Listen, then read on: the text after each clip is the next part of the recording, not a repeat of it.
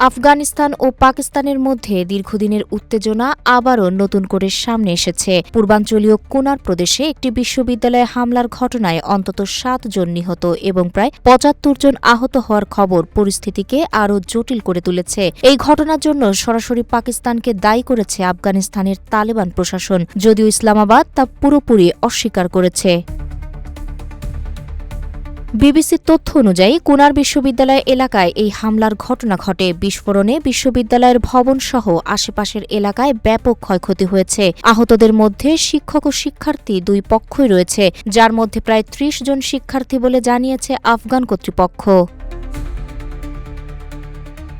ঘটনার সময়ের বর্ণনা দিতে গিয়ে স্থানীয় এক সাংবাদিক জানান, দুপুরের দিকে হঠাৎ একের পর এক বিকট শব্দ শোনা যায়। আতঙ্কিত মানুষজন শহরের কেন্দ্র থেকে দৌড়ে পালাতে শুরু করে। পুরো এলাকা মুহূর্তেই বিশৃঙ্খল হয়ে পড়ে। আফগানিস্তানের উচ্চশিক্ষা মন্ত্রণালয় এক বিবৃতিতে জানায়, হামলায় বিশ্ববিদ্যালয় প্রাঙ্গণে বড় ধরনের ক্ষতি হয়েছে। তালেবান প্রশাসনের দাবি, এই আক্রমণে মর্টার ও রকেট ব্যবহার করা হয়েছে। তবে প্রত্যক্ষদর্শীদের কেউ কেউ বলছেন, এতে যুদ্ধবিমান ও ড্রোন ব্যবহারের সম্ভাবনাও রয়েছে।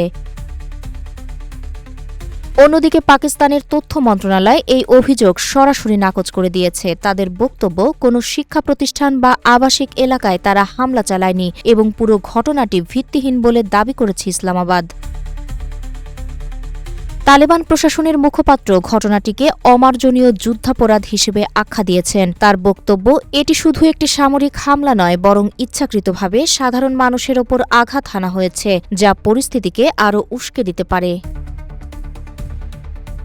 বিশ্লেষকদের মতে, এই ঘটনার মাধ্যমে স্পষ্ট হয়ে উঠেছে যে দুই দেশের মধ্যে আস্থার সংকট এখনও গভীর। পাকিস্তান যেখানে দাবি করছে তারা কেবল বিদ্রোহী গোষ্ঠীগুলোর বিরুদ্ধে অভিযান চালায়, সেখানে আফগানিস্তান অভিযোগ করছে সাধারণ নাগরিকদের লক্ষ্যবস্তু বানানো হচ্ছে।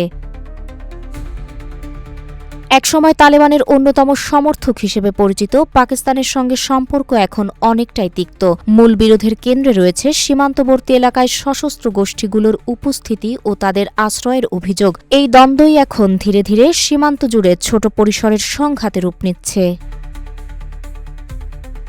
তাহের আক্তার, রূপালী বাংলাদেশ।